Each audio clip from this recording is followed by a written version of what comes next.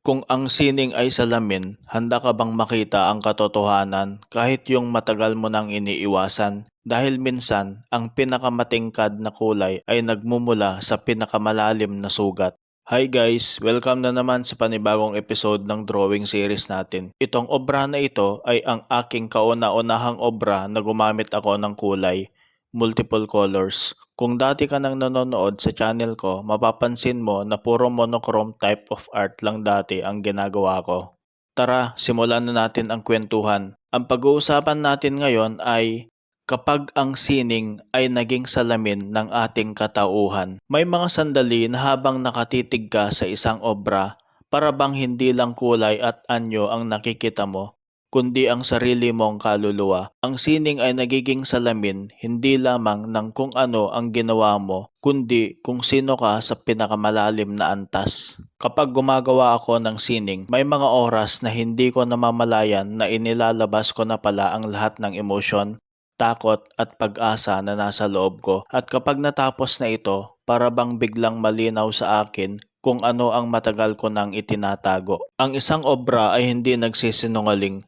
Kahit gaano ko piliting gawing perpekto, laging may bahagi nitong nagpapakita kung anong estado ng puso at isipan ko noong panahong iyon. Para bang bawat stroke ay isang patunay ng damdaming hindi ko masabi sa salita. Sa tuwing tinitingnan ko ang mga lumang gawa ko, para akong bumabalik sa nakaraan. Nakikita ko ang sarili ko, yung mga panahong puno ng takot o yung mga sandaling walang humpay ang saya. Ang sining ay nagiging tala ng emosyon, mas totoo pa kaysa litrato. May mga pagkakataon ding natatakot akong harapin ang sining na ginawa ko kasi kapag totoo ang ipininta mo, wala kang pwedeng itago at doon ko naunawaan ang sining ay hindi laging komportable. Minsan, ito'y hamon para kilalanin ang sarili mo ng mas malalim. Pero sa takot na iyon, may kalayaan. Dahil kapag tinanggap mo na ang sining bilang salamin ng sarili mo, natututo kang tanggapin ang lahat ng bahagi mo, pati ang mga hindi mo gustong makita. Hindi lang pala sa paggawa, kundi pati sa pagtingin nagiging salamin ang sining. Minsan, kapag tinitingnan ng ibang tao ang gawa mo, hindi nila nakikita ang kwento mo,